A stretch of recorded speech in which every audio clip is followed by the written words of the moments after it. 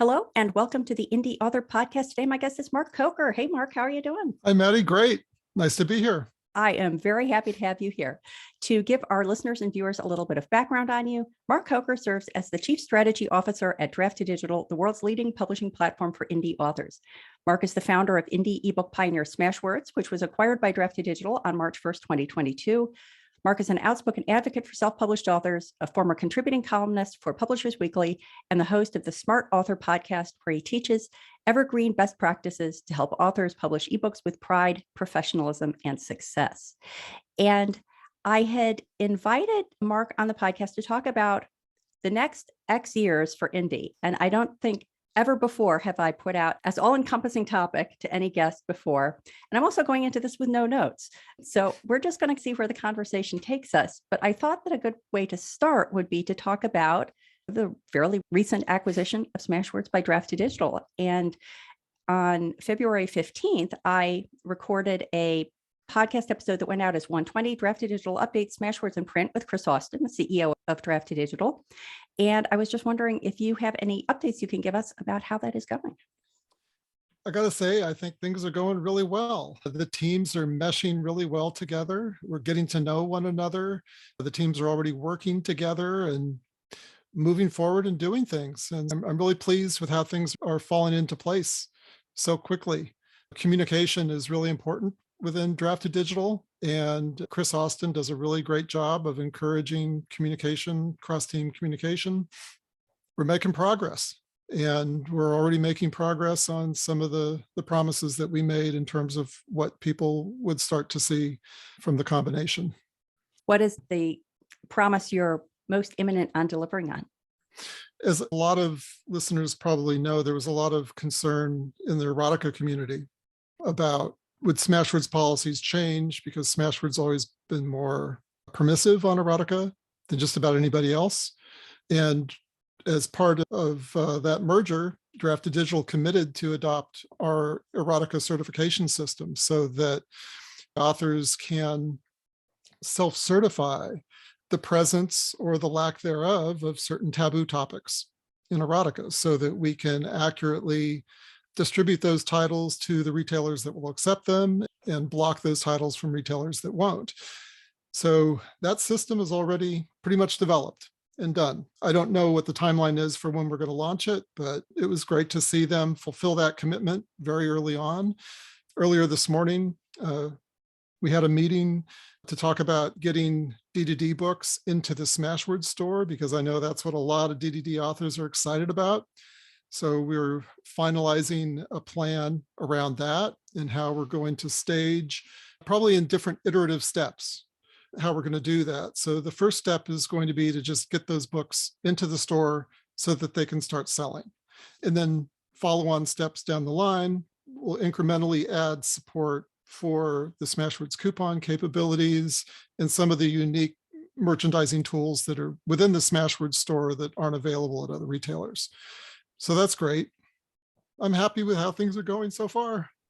Yeah, as a Drafted Digital user for many years, and someone who admittedly was not that familiar with Smashwords, I am very excited about the storefront. And I'm wondering if you can speak about the Smashwords storefront, what readers it reaches that maybe haven't been as available to people who are not using that platform, and how it works with other platforms, including things like PayHip, which I think a lot of people are using as their more around the retailer entree to some readers. It might be helpful to talk about the background of the store. So when we first launched Smashwords in 2008, the idea was to create a free self-publishing platform that would allow any writer anywhere in the world to self-publish a book at no cost, and then sell that book directly to readers over the Smashwords website.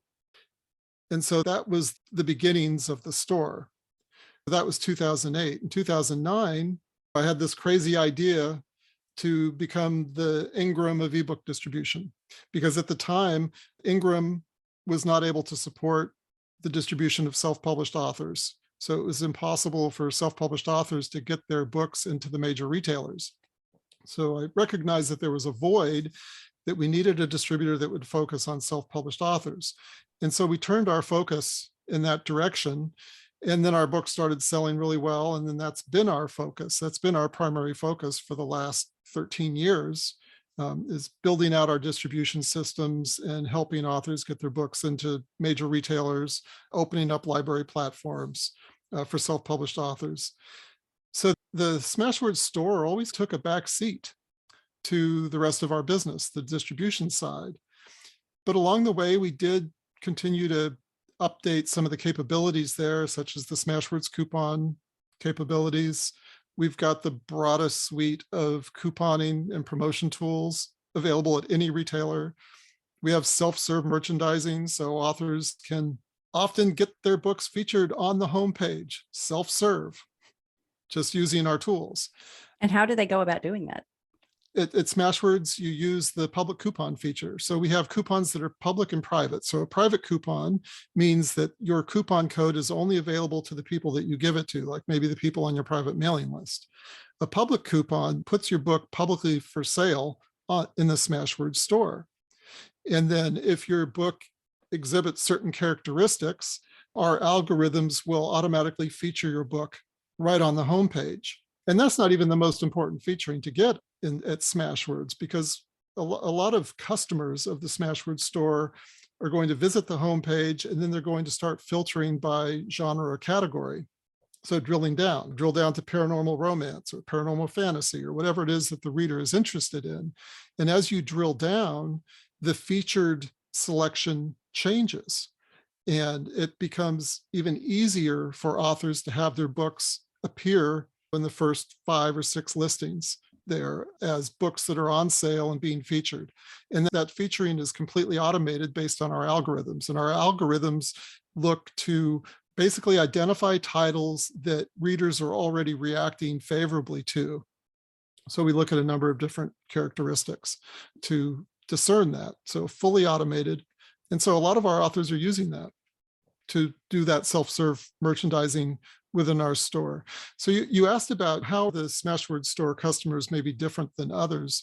In general, our customers are the same. So the audience for the Smashwords store is international. About 60%, maybe a little bit less, of our customers are coming from the United States. The other 40% anywhere in the world that has an internet connection and where people have either access to PayPal or credit cards. We do probably have one of the largest collections anywhere of erotica. And so we do get a lot of erotica customers. Readers who enjoy erotica know that they're going to find more erotica at Smashwords, a broader selection of quality erotica than they'll find just about anywhere else. I would say today that the store sales there's a big chunk of erotica there. Now that mix is going to change, especially as we bring in the drafted digital books. And so I think what you're going to see is what all customers are going to see is just a broader, deeper, more amazing collection of indie authored titles on any subject that interests you. Right now, we've got close to 600,000 books in the Smashwords store, with drafted digital books coming online into the store. Hopefully over the next few months, the title count is going to approach 900,000 titles.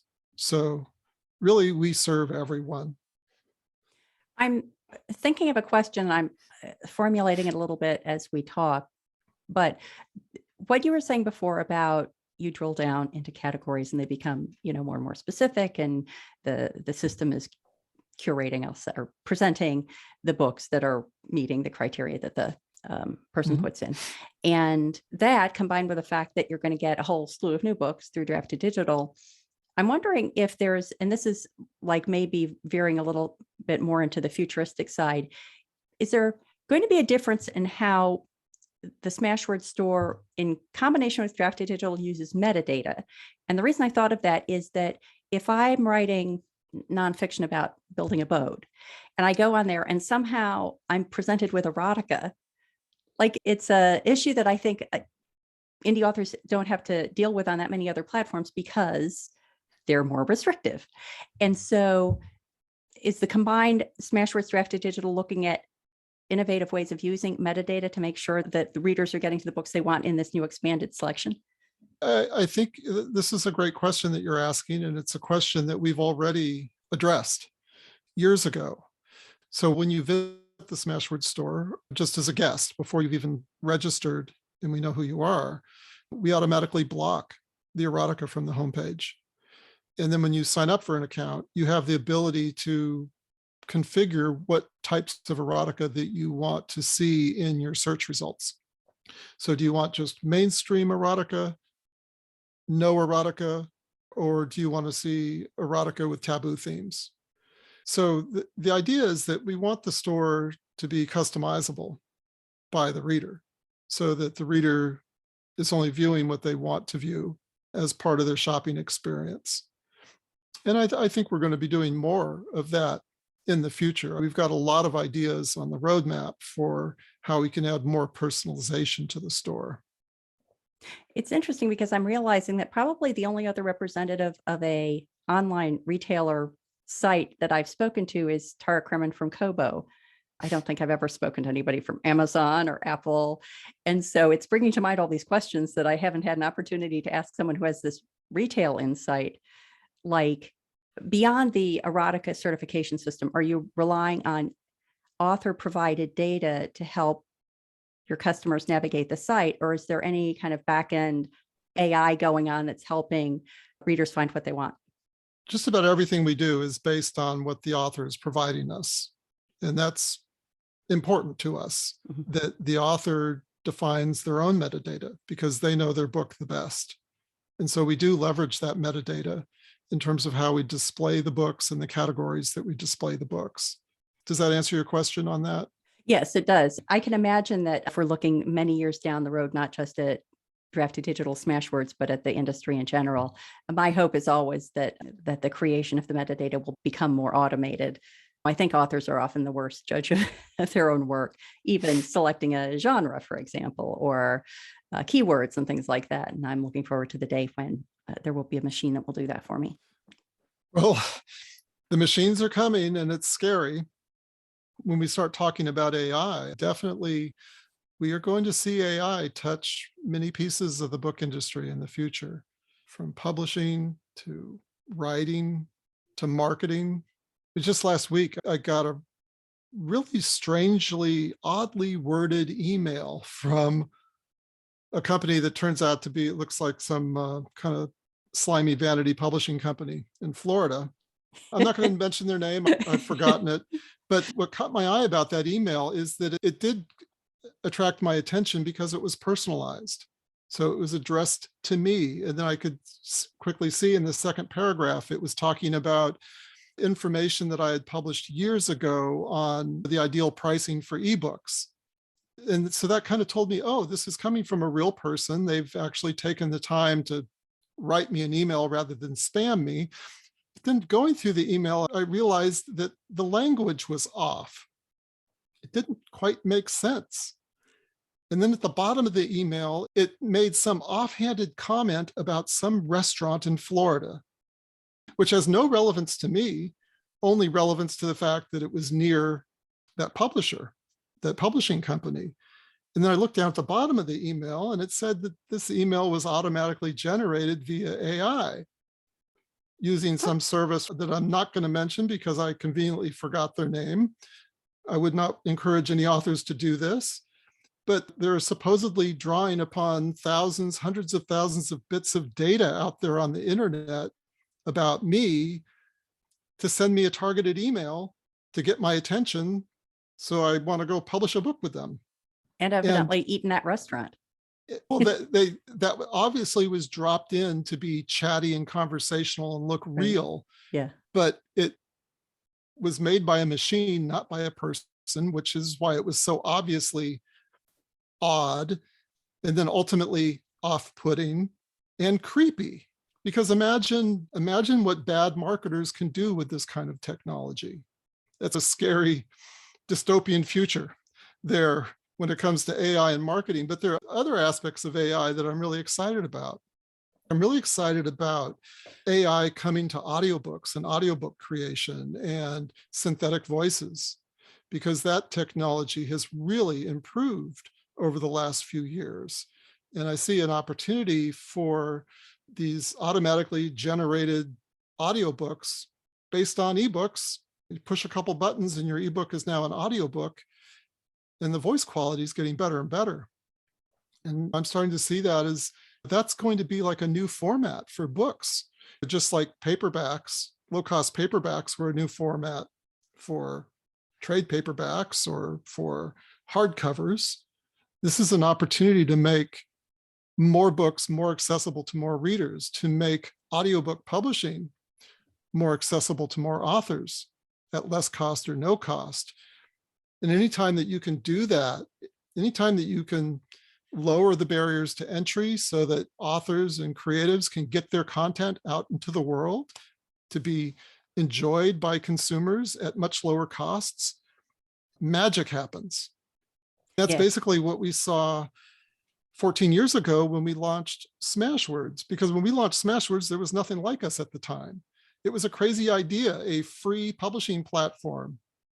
So no cost, no barrier to entry for an author to publish a book. And because there was no cost, it allowed the authors to offer their books at much lower prices. And so readers for the first time were presented with a lot of high quality books at really low prices.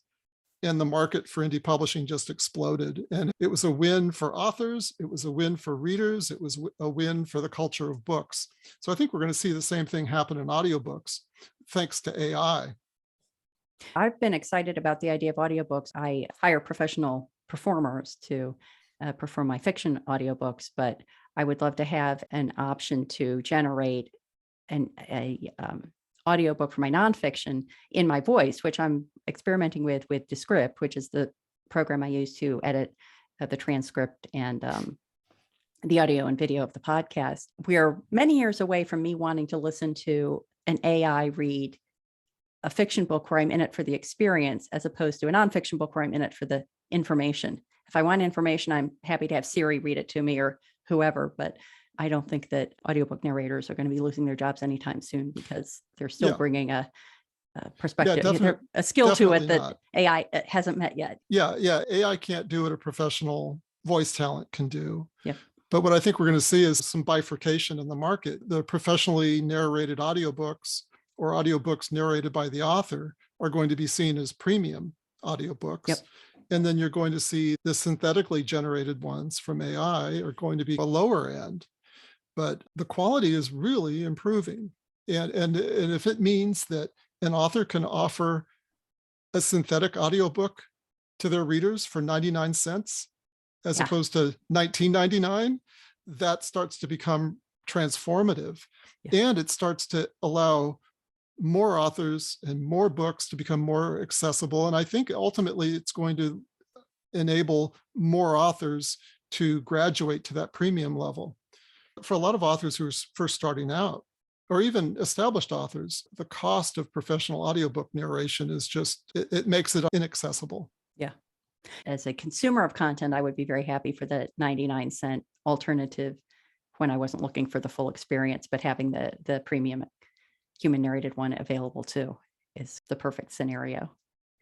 In addition to things like AI audiobook narration, what other things do you see coming down the pike? Let's just say in the next year or two, looking pretty close to where we are now. What do you see coming down the pike strategy-wise that is interesting to you? I've been spending most of the last month working on D2D's long-term roadmap.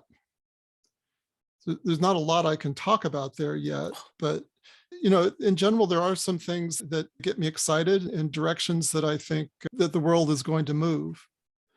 One of the challenges I see right now facing authors is that the relationship with your reader is being mediated by a new form of gatekeeper. So everyone is aware of publishers acting as gatekeepers or literary agents acting as gatekeepers, and self-publishing helped eliminate those gatekeepers, at least as a barrier to reaching your readers. But we've seen new gatekeepers arise. So for example, a lot of authors are advertising on Facebook. That makes Facebook a gatekeeper. Facebook is the intermediary between you and your prospective reader. We've seen online retailers. They are the gatekeeper. They are mediating the relationship with your reader. You don't know who your customer is. And it was actually a Smashwords author about 1.5 years ago that helped me arrive to this epiphany. So she's a multi-time New York Times bestseller. She was getting ready to release a new book. And like many big bestsellers over the last 10 years, a lot of bestsellers are no longer selling what they used to. And there are a lot of reasons for that. And she said something to me really simple. She said, if only I could tell my prior readers about this new book, they'd want to read it. But she couldn't. Yeah, she has a couple thousand people on her mailing list and a few thousand people on her private Facebook group. But this is an author with hundreds of thousands of readers out there in the world that she has no way to access. And that's because the retailers are mediating that relationship with the reader. The retailers aren't willing to share that. And some retailers are adding additional gatekeeping tolls on top of that to allow you to even get closer to these former readers, these people that want to buy your next book, if only they could know about it. And so this idea of mediated reader relationships, I see that as a big problem. And I'm all about trying to solve problems for authors. And a neat thing about D2D is they're the same way. I've always had this philosophy at Smashwords, here's a big problem. And there'll be people who say, oh, that's just a really big problem. That's just too difficult to fix. And my attitude's always been, well, we should fix it because it's a big problem and because it's difficult to fix. That's a reason for us to do that, because we've got the talent, we've got the people, we've got the developers. Let's try to crack that nut so that we can solve that problem for our authors. So that's one of the problems that I want to solve. I want to help authors get closer to their readers. One of the things that I find really appealing about that is that I'm always trying to comply with you need to have an email list because that's the only customer reader contact that you own. And I just hate that, because as a consumer of other people's email newsletters, I basically want to know when an author I like has a new book coming out.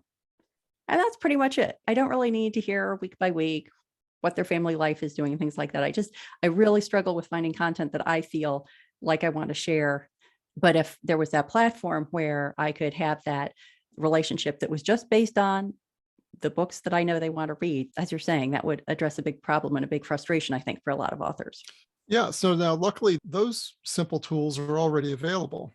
So at the Smashwords store, we've had that capability for, I don't know, 4 or 5 years with something called Smashwords alerts. So you can subscribe to be automatically notified when one of your favorite authors releases a new book. And D2D has their books to read tool and universal book links, and they can do some of that as well. But definitely, I think that's a really good point. And it raises the question about email best practices. Because I do know that a lot of authors tend to abuse their email lists and give their readers information their readers don't necessarily want. And then that becomes a negative. What are some other things that you're seeing? Maybe let's step out a little further in the timeline. What's something that's mid-range in the future that you think we should be keeping an eye on? Keep an eye on subscriptions. I don't think this will be a surprise to anyone who's been publishing for a couple of years, but the subscription model is really hot. And I'm not just talking about Kindle Unlimited or Kobo Plus. Scribd is on fire in a good way. We just had an amazing month in March at Scribd. They're growing like gangbusters from what we can tell. Can you give a little bit more background about what Scribd is and what its model is? Sure. It's important to recognize that not all subscription models are the same. So Scribd has a really unique author-friendly model for doing subscriptions. So at Scribd, I think customers pay $9.99 a month, and they get access to a virtually unlimited catalog of titles within the Scribd ecosystem. And you can basically read whatever you want to read at no cost, no additional cost. And the way Scribd works on the business side is that after that reader reads past the first, I think it's the first 12 or 13% of that book, it triggers the equivalent of a full sale for you. And we negotiated the same terms with Scribd that we negotiated with all the major agency retailers.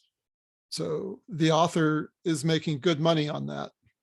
And that's one of the platforms that Drafted Digital reaches, correct? Yes, definitely. So we both distribute into Scribd. So the author gets 60% of the list price once that trigger is made. And then the Scribd also pays for just partial reads that don't reach that threshold. The reason I like the Scribd model is that it doesn't put the same downward devaluation pressure on books that other subscription models tend to do, because I'm always thinking about devaluation. I'm always thinking about how can authors set their own price for their books, and how can authors decide, I believe authors should be in control of everything. Authors should decide what their book costs. So at Scribd, you decide what your book costs, and your royalty is going to be based on a percentage of what your book's list price is. That's a completely different model than what Kindle Unlimited is doing and what Kobo Plus are doing. So those other two subscription services pay out of a pool.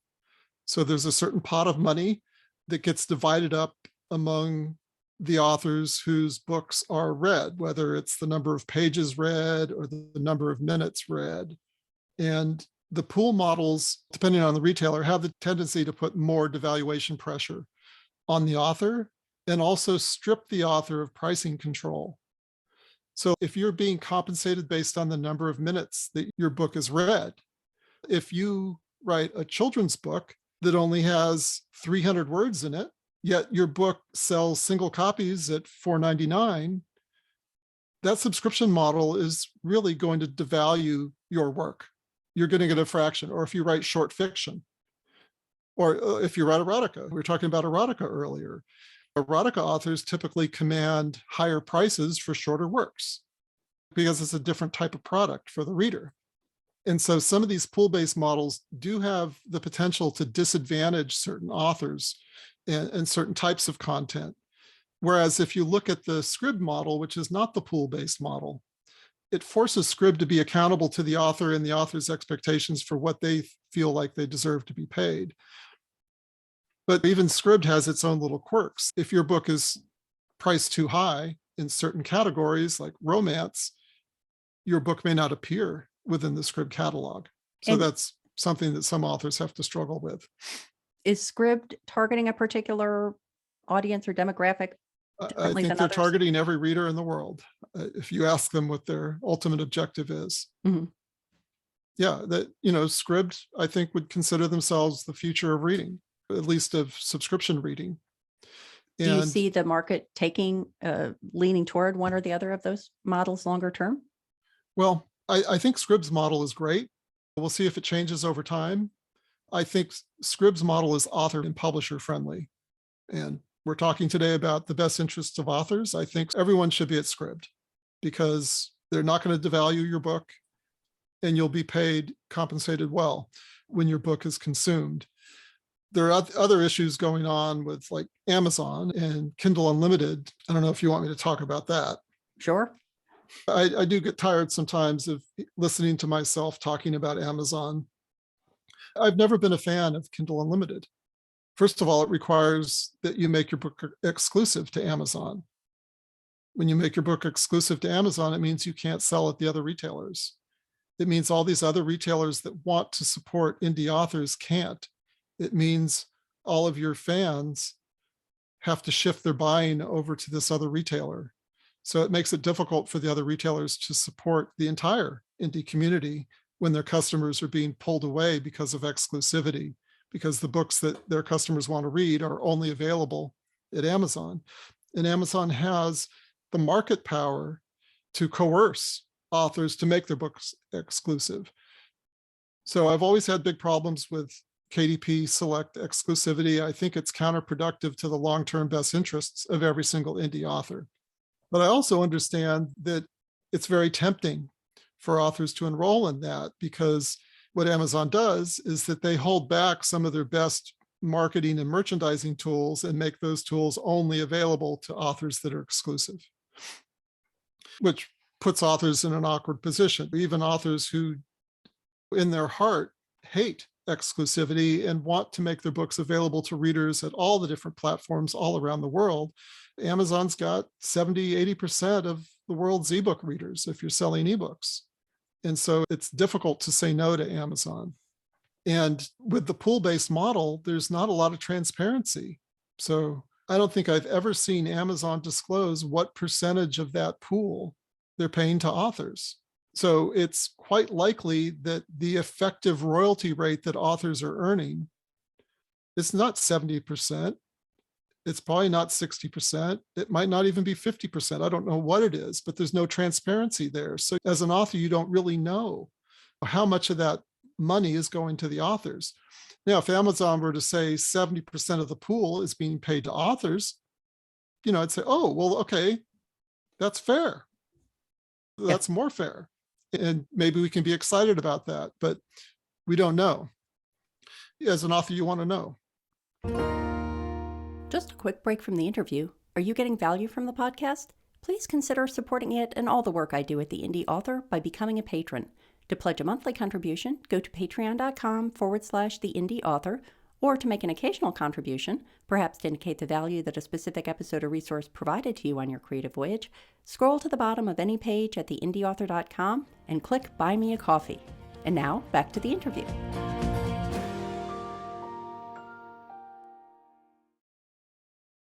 I don't want to take you too far down the tedious Amazon rabbit hole, so I'm going to switch to a more interesting topic that I think will steer us away from that, and it's a wide distribution strategy topic. And I was thinking of it because of what we were talking about with Scribd, because Scribd is one of the options. I use Drafted Digital. I check them all off except for Amazon and Kobo. I go to Amazon and Kobo direct, and I do it because it's not worth it to me to have to upload the book to all those places individually. And I also love Drafted Digital's front end, very easy to use, great customer service. What I realized, though, using Scribd as an example, is that I know pretty much nothing about Scribd, even though my books are out there. And Kobo is an interesting counterexample because I decided to go direct to Kobo, and I'm much more attentive to what's going on in Kobo and much more feeling tied in with the promotions. And I totally recognize that might be a false sense on my part, but I feel more engaged because I'm going direct. And I realize that there's this opportunity that people may be missing when they're using an aggregator like Drafted Digital, that at some point it's just like a bunch of boxes you're checking off and not checking off, but maybe missing opportunities to more fully understand the ecosystem into which the aggregator is distributing your books, so that when there are opportunities, maybe they're like Apple promos or something like that. Do you have advice for people who are weighing that, the convenience of an aggregator versus understanding the market, the platforms into which that aggregator is distributing your books? Sure. Great question. I know there are a lot of authors out there who think that you need to be working direct with a retailer if you're going to get access to the promotions. And that's not really true. Every single week for many years, the last, 6, 7, 8 years at Smashwords, every single week we've been, and we still are, sending out weekly merchandising recommendations to the merchandising teams at the major retailers that we serve, helping them identify titles that are worthy of feature promotion. And we can identify those titles because we have a unique perspective. We can see how these titles are performing across all the different retailers. If a book is on pre-order, we can see which books are accumulating the most pre-orders, which is a good indication of which books are the most highly anticipated. And we can share that data with the retailers. So often, a lot of authors are getting free merchandising for doing nothing other than just distributing with us. For example, if we see a book is performing really well at Barnes & Noble, that'll give us the confidence to promote it to Apple or to Kobo or vice versa. And because we're aggregating the sales, maybe a book is doing reasonably well at multiple retailers, but in the aggregate, it's way above average for all the other books. And so we'll promote that. D2D has been doing the same thing with their merchandising programs. Their merchandising team is even, I would say, even better resourced and staffed than our team was. And they're surfacing all kinds of really exciting opportunities for authors, including opportunities that authors that are working direct aren't going to get. When authors are weighing the decision, do I want to upload direct to a retailer or do I want to work through an aggregator? Obviously, if you upload direct, the aggregator is cut out of the pie and you don't have to pay the aggregator that 10% of the list price is their commission. But as you start publishing more books, aggregators become more and more important to the success of your career, because it can be very time consuming. Once you've got 2, 3, 4, 10, 20, 30, 50 books, If you want to run a promotion on all those different books, if you want to mark them all down by 10% for a while or for a sale, if you want to update the cover images or update the back matter, that's a lot of time to do that. Now, it's not difficult work to do, but it's tedious and time consuming. And this is time that you could better spend writing. Writing is the unique product of every single author. That's the one thing that you're putting out into the world, your writing, that no one else can copy. No one else can write the book that you can. And from a time management perspective, that's your unique contribution to the world. And if you can spend more time writing and less time wasted trying to save 10%, if that's what the motivation is, and I understand everyone's got a different motivation, it pretty quickly it becomes apparent that you can be more successful working through an aggregator, because from a single dashboard, you can manage multiple titles. And so you're a D2D author, so you know how cool their automated end matter is.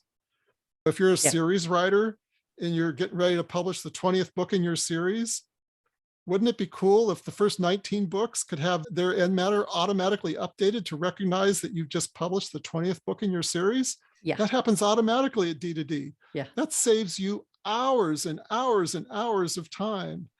So there are the time savings, and the time savings don't just go to, publishing, but to managing your metadata. You make one change, it propagates out to everyone instantly or near instantly. There's end of year tax reporting, tax compliance. So you don't have to gather up tax forms from 5 or 6 different retailers. You just get it from one source. It makes your annual tax filings much simpler, much more accurate. You've got all your consolidated data in a single dashboard. You can do your analytics. You can compare retailers more easily, how you're performing. So there are a lot of really powerful tools that you're not going to get necessarily if you're just uploading direct. Yeah, I think that even the learning curve of understanding little oddities of each of those platforms on its own makes it well worth the 10%, in my opinion, to have one nice place to go to. Which actually, I have 2 more questions for you. One is going to be D2D related, and then I'm going to ask you to just look out as far as you'd like on something that indie authors should be keeping an eye on. But I wanted to hit a Draft to Digital print beta and find out what the current status of that is. We got an update from Chris in February, but here it is. It's almost 2 months later. Might as well check in again, because that is something that I'm very excited about. I'm very excited about print as well. And that was certainly one of the factors that I considered when Chris and I first started talking about merging. I'm really excited about what they're going to do with print. I think what they're doing with print will be just as disruptive to print-on-demand publishing as Smashwords was to ebook publishing 14 years ago. They're going to make print publishing less expensive, more accessible, and less complex than anyone else in the industry. And the beta is proceeding really well. They continually add people on the wait list into the beta. So although we're still calling it a beta, it is live. If authors haven't signed up for it, they can go sign up for it now, and then they'll get dropped into the beta. I know there's been a lot of work going on behind the scenes to make print more accessible to authors internationally outside the US. And so they're making progress there and pulling all those systems together so that they can, accurately communicate to authors what shipping costs are going to be, things like that. Yeah, we're all really excited about how print is progressing. It's going to be big. So the last question I want to ask is just to say, looking as far out as you would like to, what do you see coming down the pike that maybe indie authors can't take advantage of now, but they should be thinking about? They should be preparing themselves practically or mentally or however to make sure they're ready for it when it comes along. I talked about AI and audiobooks. I'm excited about that. I'm going to give you an answer that maybe is not what you expected. I think more important than what's coming, because the further out in the future that we try to predict, the less accurate we're going to be. I think it's more important for the community to recognize that as an indie author, you are a publisher, you're running a business, and your business will be more successful if you think long-term. And long-term thinking is difficult for a lot of people because you've got your needs for today, versus your needs for tomorrow and your aspirations for tomorrow. So whenever you make any publishing decisions, think long term. Also recognize that indie authors are the future of publishing. That's how we think at Drafted Digital. And we've oriented every single aspect of our businesses around that idea that indie authors deserve to be the center of publishing. So not New York publishers, not London publishers, not Amazon, not the retailers, authors are the center of the universe. That's what we're building our business around. And authors need to recognize that and hold on to that and protect that. So as an indie author, indie means independent. Your independence is precious and you need to protect it. And you need to be wary of anyone who seeks to take your power away. So your power to publish, your power to distribute widely, your power to price your books as you see fit. The author should always have the power to decide what their book is worth and let the marketplace decide if that price is too high or too low.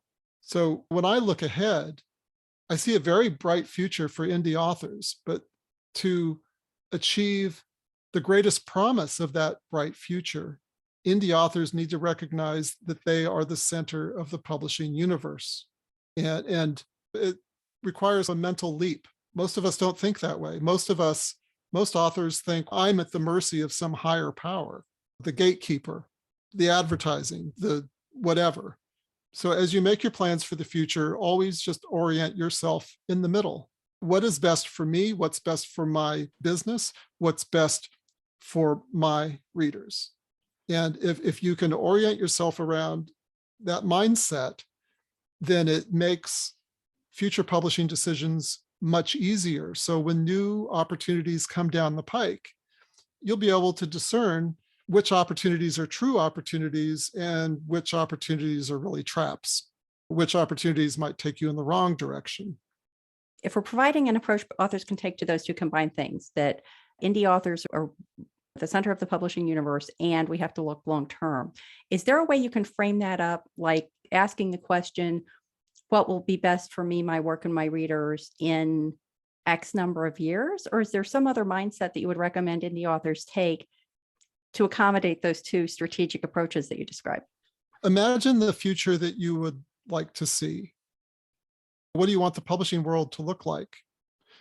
Do you want there to be only one retailer? What would that world look like and how would the world change? Obviously, that would be a bad thing if only one retailer was competing for the privilege to sell your book. It would mean that you're at their mercy and that they can dictate how they compensate you. That's a fast track to slippery slope to the point where publishing becomes pay to play, and the only authors who are read are the authors who are willing to pay to be read. So that would be a dark dystopian future that none of us want. So then imagine the future that we all want, that I think every author can agree that we want. The more booksellers in the world, the more people waking up every morning thinking about how can I connect more readers with your books? That's the world we want. So that's a world of more retailers, more booksellers, more people who are out there passionate about books, selling books, connecting readers with books. And so when you start looking at it that way, it starts making decisions easier for you. So you want to support as many different retailers as you can with your books.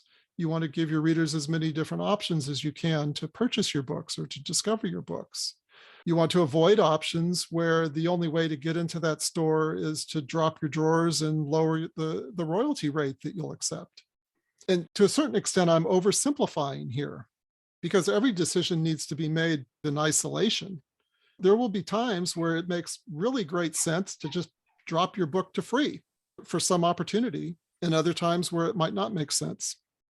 I like the sort of overarching theme of value the outlets that you're using to get your books to your readers, i.e. not just one, and also value your own work. What you were saying about the indie author is going to be the center of the universe. And I think that goes to pricing reasonably, not giving your work away. Creative work deserves a financial return.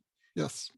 When I was preparing for my interview with Chris, it was interesting because I read the Smashwords business homepage and I read the Drafted Digital homepage, and I was like, oh man, it was like the same person wrote these two mission statements, implied mission statements on those pages. So it obviously seems like a marriage made in heaven, at least from the point of Well, view of the indie authors you're serving.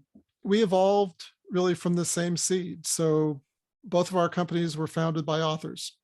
I'm an author. One of DDD's co-founders is an author. So both of us came at this business from the perspective of what do authors need and how should authors be treated. And so that's why neither one of our companies have ever charged money for services. We're just like vehemently against that. That in many ways, our model is more typical of traditional publishers. We don't pay advances, but the money only flows one way. The money should only flow to the author. That's our philosophy. So yeah, I do think it is a marriage made in heaven. Our companies are much more alike than they were different. We both attacked this opportunity with the same philosophy, the same author-friendly philosophy. And we both developed tools that the other didn't. And now we have the opportunity to combine these tools so that we can do more together, so that we can do more innovation for authors. And that's what I'm working on right now. I'm working on a roadmap where D2D should be in 5 years and 10 years. And what are we going to do for authors? What can we do for authors, leveraging the strengths that we have? And I'm really excited about what we can do for authors. I think we're going to surprise a lot of people. I think D2D is going to become an essential publishing partner for every single author in the world. And certainly that's the challenge that I'm giving myself. That's what I want, because I know what good our companies want to put into the world. You've spent time with the D2D people, and the more time you spend with them, it's just very clear. They want to put good into the world. They want to do good for authors. And they know, and we know, that there are a lot of shortcuts to making lots of money off of authors, selling you stuff that you don't need. And we just will not go there. That's against our philosophy, because we have a long-term philosophy. We want to be your publishing partner 20 years from now. We want to be the publishing partner for your children and grandchildren. That's the kind of company that we're creating. That's what we're trying to create here, is a company that's going to be here for a long time, that is going to serve authors, protect authors, advocate for the indie author community. We're really talking about that when we're talking about indie authors, people probably don't realize it yet, but what we've witnessed over the last 14 years is an emergence of a subculture. Indie authors speak their own language. Your neighbors don't understand you, but your fellow indie authors do, right? Yeah, that's a good point. Yeah. And so we want to protect the subculture, develop it, help it reach its full potential. And so in the years ahead, I think everything that we do will be guided by that philosophy. Well, So Mark, I'm excited about it. I think the future for indie authors is more promising than it's ever been. It doesn't mean that we're going to be without challenges. There are tremendous challenges that every indie author faces. Just looking in the ebook world, books don't go out of print anymore, which means that every single day from this day forward, you are competing against more books out there in the market. That creates new challenges. But here's a piece of good news, which is also bad news. The vast majority of indie authors don't adopt best practices. So there's simple little things that you can do that most authors aren't doing that will give you a huge advantage in the marketplace. Like pre-orders. Only about 15% of indie authors release their book as a pre-order. Yet when we look at the data, the authors who are releasing their books at pre-orders, when we look at like the books that were released over the last 12 months and the percentage of sales volume that went to new books released as pre-orders versus new books that were just uploaded the day of release, the pre-order authors are vacuuming up the lion's share of the sales, even though they only represent a minority of the books. So best practices. So I understand that it can be really intimidating for a lot of authors saying, oh, I'm competing against 2 million other books. And next year it's going to be 2.2 million or 2.5 million. And that can feel discouraging. But be encouraged that there are simple things you can do that just put you above the fray. Things like pre-orders, things like professional cover design. veteran indie authors, that's a no-brainer. They know that. You don't try to design your own cover unless you are a professional cover designer. Yet, why do so many indie authors continue to make homemade covers that look homemade, that look amateur? And so the secret to the future is best practices. I've written books on it, and all of my books have the ridiculous price of free. So I would suggest you could check out the Smashwords book marketing guide. It's the 2020 edition. So I've had that book out for over 10 years, but it had a major revision in 2019 and then a minor revision in 2020. That identifies tons of best practices that are all free for you to implement. And you can use that as just a checklist, as a guide. Look at it every few months, and I can guarantee you, you're going to get some ideas of things that you can do today that move your career forward. I wrote another book, which is available for free everywhere, called the Secrets to Ebook Publishing Success. And there I identified about 30 best practices that I observed from the most successful Smashwords authors. So there's a lot of good stuff in there. Although that book is due for a revision, it's starting to get out of date. There's my podcast, the Smart Author Podcast. And the Smart Author Podcast is like a masterclass in best practices. And I created that originally with the intention of it just serving as a masterclass. It was going to have a limited run of 10 or 12 episodes focused on evergreen best practices. So the things that are going to work just as well today as they will work 10 years from now, the foundational stuff that every author needs to get right, that most authors don't get right. So you can check that out. That actually turned out to be 12 or 13 episodes. I haven't done any new episodes lately because I haven't identified any new evergreen best practices that really needed to be in there. So it can be tempting for a lot of authors to think that I've got to monitor all the news and all the trends that are happening all the time, and that can get overwhelming. Step back and focus on the evergreen foundational best practices. If you do that, you will be so much more successful. And then, yes, if you have time, you can go after the shiny things too. But there's a start for some people that I think would be helpful. Great. Well, Mark, thank you so much for not only coming on the podcast, but also being such a good sport about our widely varied topics that we covered. I'd love to have you back once you can share more about what Smashwords and Drafted Digital are doing. Would love to have you back to hear about those details. Okay. And please let the listeners and viewers know where they can find out more about you and your work. My books are everywhere at all the major retailers, priced at free, so you can check them out. I would encourage everyone to go sign up for Drafted Digital if you haven't already, and come work with us. We want to work with you. We want to partner with you. We want to help your business be a success, because when your business is successful, our business is successful. Great, Mark. Thank you so much. Thanks, Maddie.